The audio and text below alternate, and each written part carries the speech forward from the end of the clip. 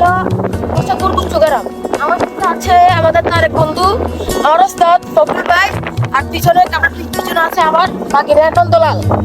তো আমরা আজকে বের হয়েছি সকালে ঘুরতে, হাওয়া খেতে, কারণ দীর্ঘ এক সপ্তাহ ধরো জব নিয়ে ব্যস্ত ছিলাম, ওই জন্য আমরা ঘুরতে বেরোতে পারি নাই। তো অনেক বোরিং লাগছিল, কালকে চিন্তা করতেছি না সকাল সকাল বের। তো আমরা এখন আসছি আমাদের আশি থেকে। ওয়াও, কি সুন্দর, আমাদেরটা দেখে মনটা জুড়ে গেল, অনেক ভালো লাগতেছে। তো আমি নিয়ে আসছি আমার দলবল। এখানে আছে আমাদের তারেক তারেক আছে, তারপর ভাগিনা সজীব আছে, ফখরুল ভাই আছে, আর এই যে